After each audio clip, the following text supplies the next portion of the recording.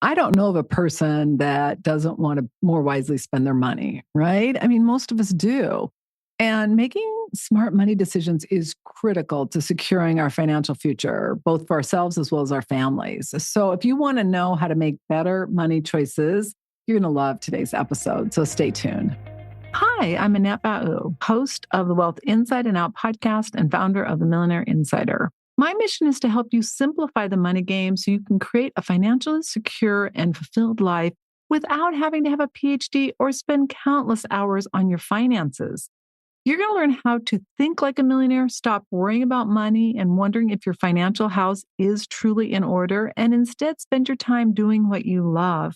With over 3 decades advising 7, 8, and even 9-figure millionaires, and now joining that elite group, I'm in a unique position to help you make the best financial choices so you can create a secure financial future and retirement you love. This is the Wealth Inside and Out podcast.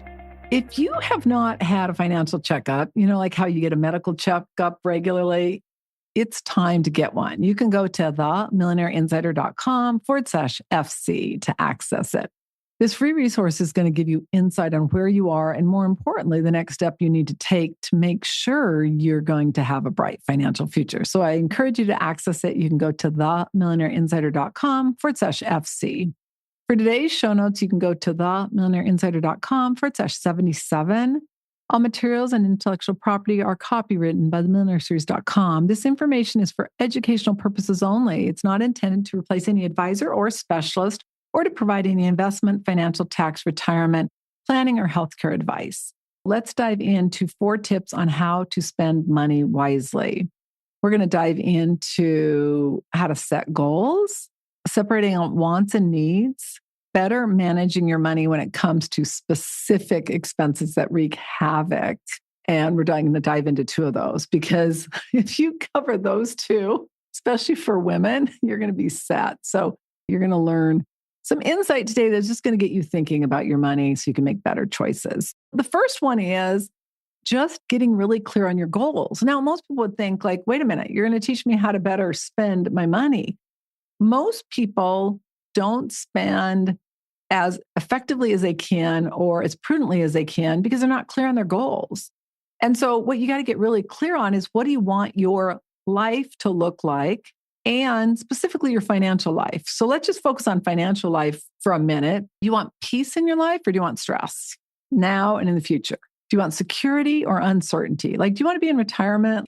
Depending on what study you read, between 40 and 80% of people are scared to death they're going to run out of money. So it's really hard to have security and to feel peaceful when you're worried about running out of money. What about stability or volatility? Meaning you don't know what's going on. One day it seems okay, the next day it's not. Most people want peace of mind. They want to enjoy their life. They want to feel secure in what they're doing. And they want to have a plan so they can have some stability for themselves and their family. And it makes sense, right? Most people aren't going to wake up and say, oh, I just can't wait to have a lot of stress in my life. I want to have a lot of uncertainty or I want to be broke. That's why it's so critical to get clear on your goals before you do anything about creating a better spending plan for your money. Because if you're not clear on that, it's very difficult to make the decisions you need to. It's critical that you get this because what happens if you don't get this is you're going to be making decisions based more on your primal brain, based more on an emotional response, and it's just not ideal.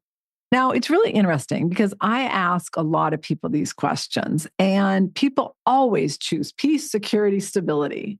What's so funny is I'm always saying, then are the choices you're making on an hourly basis, a daily basis, a monthly basis going to allow you to achieve that? And then it's like kind of dead silence. And I'm like, well, what are you saying yes to? And what are you saying no to? Now, this is what's interesting. A lot of people are like, well, I want to say yes to the latte. I want to say yes to the new purse. I want to say yes to the new shoes. The issue is, what you got to understand is whenever you say yes, whether it's a simple coffee or latte. Now, $7 a day just seems crazy, but whether it's a latte or a coffee, or, because you say, oh, coffee is cheaper, whatever it is, whether it is a new purse, a pair of earrings, glasses, whatever it may be, when you say, yes, I'm buying that, you are inherently saying no to something else. So you're saying yes to buying that new piece of jewelry. You're saying no to funding your retirement. So you got to understand that there's a payoff. You're automatically saying no to something. So you just got to make sure that you aren't saying yes too many times to things that are more driven by your primal brain than you're saying yes to things that are going to really create the stability, the peace of mind, the security you want. I find that the vast majority of people will say, I want a secure financial future, but then they're also thinking they want the latte, the designer bag, the silver bullet, whatever it may be. And as the saying goes, you can have anything you want, you just can't have everything. So you got to decide. And when you get really clear on what's important to you, for you and your family, you're going to find that you're going to make much better choices.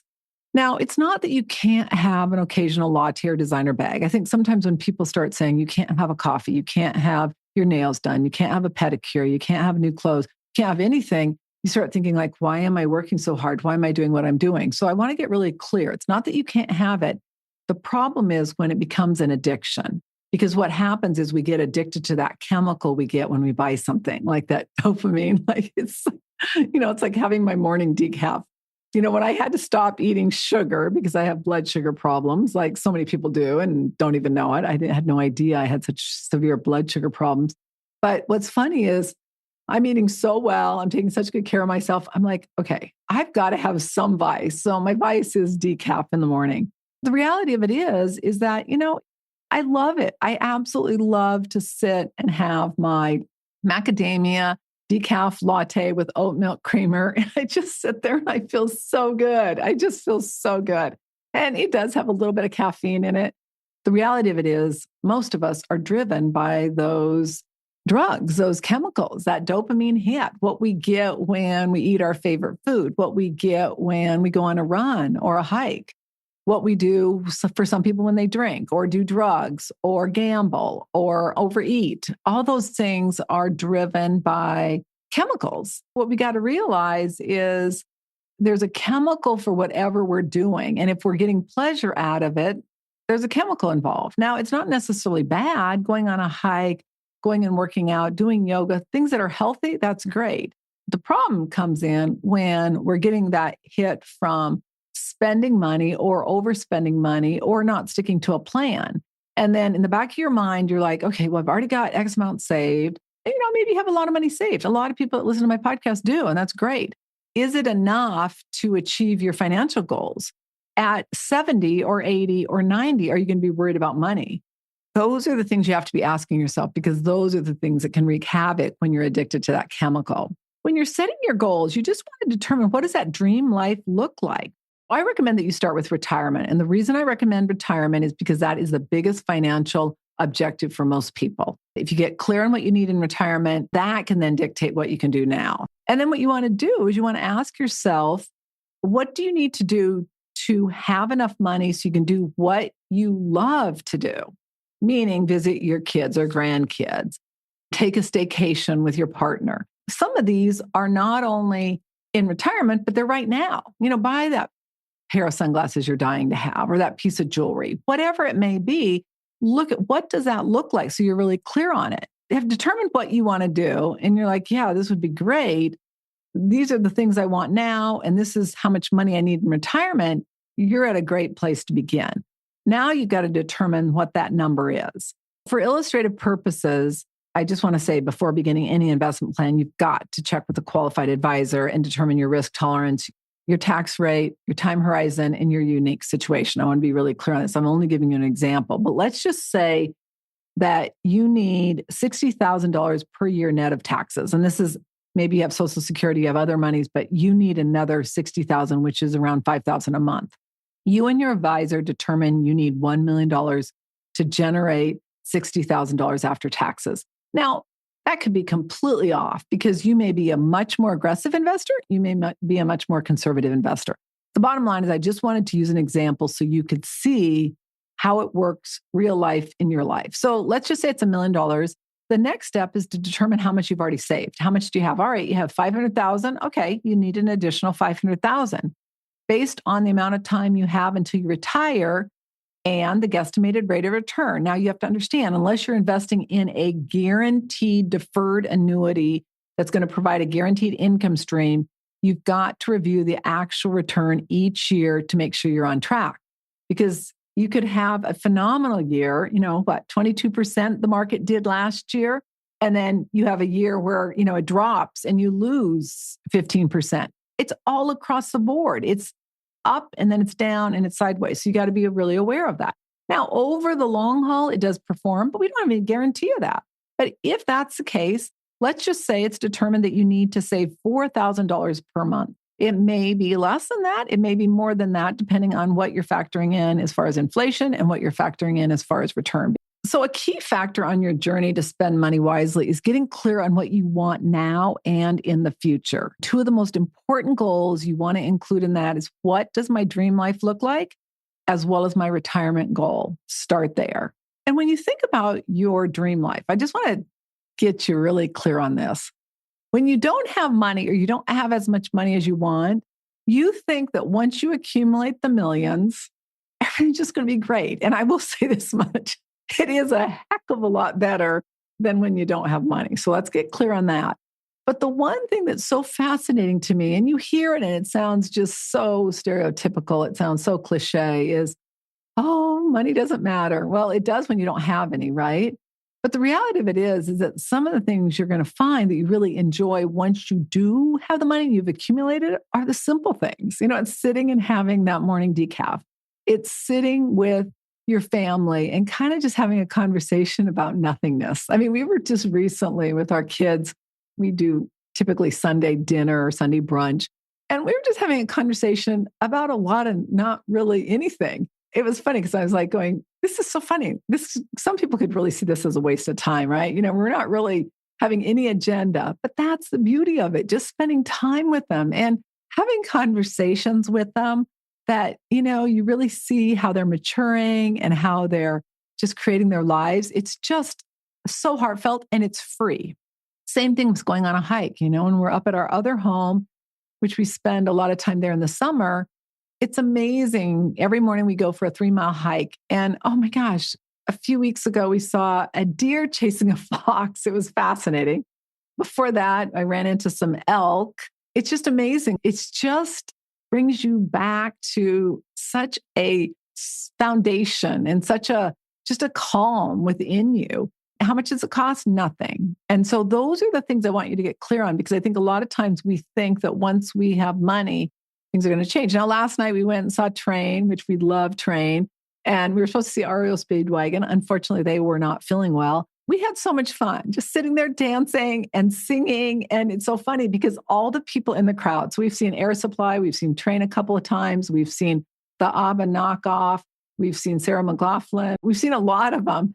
And what's so funny is that they're all our age. It's just so fun to sit there and dance and listen to music and enjoy it. Now, granted, if you get good tickets, it does cost some money, but it's still, the whole point is that it's not that much money. And it's one of the things where it just has so much joy as part of the experience. So I want you to get really clear on that, whether it's something that's free or whether it's something that costs a lot of money. That's so important. All right, number 2, you've got to get really clear on your wants and needs. If you want to better spend your money, you've got to know what is a need, which is a mortgage, rent, utilities, insurance, gas, food, what you have to have. Now, food is a variable. If you download our budget at themillionaireinsider.com/MBT, you're going to see in there that we have food as a variable expense, because the problem with food is that so many people mess up there, meaning they're like, oh, I've got to have it. Reality of it is there's a lot of things we buy we don't have to have. Now, our food bill is a lot, because we eat super duper healthy and the foods I eat are not cheap. But my point being is that you can really go out of control in food. We're going to talk about that in a minute. Want expenses include entertainment, travel, self-growth, workshops. And those are all great. And some of you may say, oh my gosh, those are essential. But I want you to initially separate them out from wants and needs and really look at what you have to have versus what you want to have. As you get ready for your retirement, I want you to start thinking about the need expenses is where you want your guaranteed income. And guaranteed income can come from a variety of sources, but typically Social Security's one, a pension's one, if you're lucky enough to have it, or something like a guaranteed annuity where you know every month how much you're going to get. That would cover your needs. And then your wants can come out of your other money. And if you don't have enough, then you just keep working until you do, or you get a part-time job. So once you know your wants and needs, you've separated those out, you've funded your emergency reserve, and you're saving the required amount you need for retirement, you can then prioritize your spending on wants. But you got to make sure that you know that. And the problem is so many people start spending on what they want because they're driven by that primal brain. And I do think one of the other things that's really important is that before you go buy anything, really important that you are clear on what you're going to buy. Because if you just go to the store and you're not clear, like me going to a grocery store is a disaster. I go and I buy like, oh, I might need that. I might need that. I might need that. Whereas my husband is like, he's got the list. He goes, he gets it. Now he'll go, he's different than I am because he doesn't, I don't think sees as much time value for his money. But what happens is he'll go, and if he doesn't get something, he's fine going back and getting it. I want to have it all so I don't have to go again. So again, you got to be aware of that, but I am not a great person to go grocery shopping. If you're going and buying clothes, be really clear on what those are, whatever it may be, because that'll help a lot. And again, you can download the magical budget template at themillionaireinsider.com/MBT, and that's going to help you separate out your wants and needs. The third one is critical to better managing your money, and it relates to food. So we talked a little bit about it. As I mentioned, our food bill has dramatically increased. So some helpful tips regarding food include intermittent fasting. Now, you always need to check with a qualified healthcare provider before doing anything relating to your health. I will just say this much as far as intermittent fasting is that it's not only is it healthy by many experts' opinions, and again, check with your own qualified advisor, but you're only eating twice a day. And so again, you got to check. But my protocol is I drink a protein shake in the morning and have a small piece of protein with it, typically with lettuce. And then at dinner, I eat a piece of protein with vegetables. I'll let myself afterwards have like a fourth a cup of nuts and a tablespoon of dark chocolate that's sweetened, either not sweetened or sweetened with like coconut sugar, which is a low glycemic, or monk fruit. So again, you just got to look at what works for you. I mean, when you look at what I eat on a daily basis, even though some of the foods I eat are expensive, I'm not eating a lot and I feel so much better. And as I mentioned, I have blood sugar problems like so many Americans that don't even know it. I mean, they say 1 in 2 has blood sugar problems. So get your A1C done. Make sure it's in the low 5s. Most doctors won't tell you have a problem until it's over 6. And by then it's a problem. So just, you got to be aware of it. You got to be your own advocate. Since I don't eat sugar and I eat low carbs, that's worked well. Just think about it. So many people eat like 4 and 5 meals a day. They eat like 3 meals and 2 snacks, or 3 meals and 3 snacks. Again, something to be aware of. And I will just say this much, because some of you are probably going, oh my gosh, I'd starve to death on that. I am rarely hungry. I used to be hungry all the time. When I was eating 3 meals and 2 snacks, I was always hungry. And now that I eat 2 meals, it took a little while to train my brain in mid-afternoon. Like right now, it's 3:50 today. I haven't even eaten because we went to a concert last night. And so I ate popcorn and I overate a little bit. So today I fasted. And I feel great. I feel absolutely great. I weigh what I did in my 20s. I'm stronger than I've been in my entire life. Again, you got to look at what works for you, but this has been godsend. All right, number 4, clothes. Another area where people so often overspend is clothes. The first thing you got to do is ask yourself, do I really need new clothes or more clothes? Most of us don't, and yet we find ourselves buying that adorable outfit on display, right? So before you buy any clothes, confirm it's something you need or really want. And I will link to the 3-day rule in the show notes, because the 3-day rule will really help you. I want you to think about some options to purchasing clothes. Consider discount stores. Examples include TJ Maxx, Marshalls, Ross. Now, some of those are hit or miss. The Ross that's up at our second home, boy, you can get unbelievable things there. And I think it's because there's not as much money. It's really interesting. Like in Phoenix, not so much, whereas Marshalls or TJ Maxx are probably better. I was on a boat once and my friend had a very similar dress. I'm like, oh my gosh. She goes, oh, yeah. And we started talking about it. And she's like, oh yeah, I got it at, a discount store. And I go, oh, how much did you pay? She paid like $59. I had paid like $459. I was so mad. I'm like, I could have saved $400. So after that, I just started becoming more aware. And one of the attorneys was at a lot of my son's baseball games because her son plays. She would come in these knockout dead dresses. I'm like, oh my God, you just look so good. She goes, I never pay more than $20 per dress. So what she would do is get coupons and then go to like an outlet store on the triple days where it's on discount. And I thought that takes a little bit more discipline, but boy, can you save money. And again, you just got to make sure you need it. Now, a lot of people love consignment shops. I've never been really into that, but I will say I went with some friends when I was traveling and I literally got a $200 pair of pants for $20. And I have had so many compliments on those pants. I still own them because they're so comfortable. So it can really have a dramatic impact, especially if you need it. Now, some people feel really strongly about buying it, like, say, a Goodwill or something like that, which is kind of similar to consignment. Initially, I was like, oh my God, that sounds so crazy. But then I started really listening to why some people are doing it that could afford not to. And the biggest issue for them was their commitment to the environment. If you are concerned about all that goes into new clothes, then that can be an option for you that not only can help you save money, but can also help the environment. So again, you got to look at what works for you. I've not really gotten to the Goodwill stance or really the consignment, but it's something that when I was writing this article, I'm like, that's something I need to really consider. And maybe what I'll do is just go and look and see if I find things. Probably a higher-end consignment for me might be a little bit better. But again, it's just something to be aware of. Regardless of what venues you choose, you can save a lot of money and spend more wisely by reducing your clothes bill. So let's recap. The first thing you got to do is get really clear on your goals. What do you want? What does your dream life look like? And what does your retirement look like? And how much is it going to cost? The next thing you got to do is separate out your wants and need expenses. Third, you got to manage that food bill. Consider intermittent fasting after you check with a qualified healthcare provider. And then 4, look at where you're spending your money. I gave the example of clothes. For some of you, it's jewelry. For some of you, it's shoes, which may fall into the category of clothes. Some of you, it's new cars. I don't care what it is. You got to look at what that is. You apply any of these tips, it's going to help you better manage your money, better spend your money, and more importantly, have enough money to do what you love now, as well as securing your financial future. So I really encourage you to take action and do it. For many people, you have not had your financial checkup. Yes, you have your medical checkup. You don't have a financial one. So I encourage you to go and take the checkup. You can go to themillionaireinsider.com/FC. Making a financial checkup part of your plan is critical to securing your financial future. So please go take it now. themillionaireinsider.com/FC. If you love the content of this podcast, please follow and subscribe to our channel so you get notified of episodes, and also give us a 5-star review and share a comment. We really appreciate it.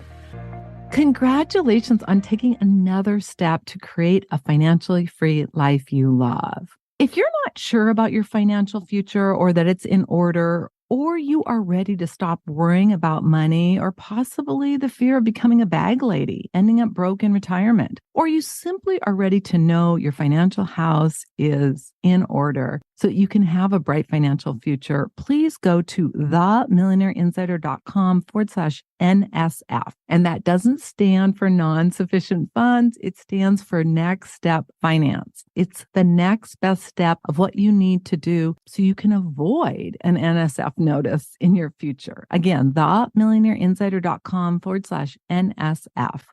The number of women who were not broke or poor while working or married is staggering. The entire mission of the Wealth Inside and Out podcast is to ensure you have the information for you, your family, your friends, anyone who's willing to listen to it and apply it so that you can create a financially free life you love. Again, themillionaireinsider.com/NSF. Until our next episode, take one action that will help you create a financially free life you love. I'm Annette Ba'u, your host. All international copyrights are reserved. Bye for now.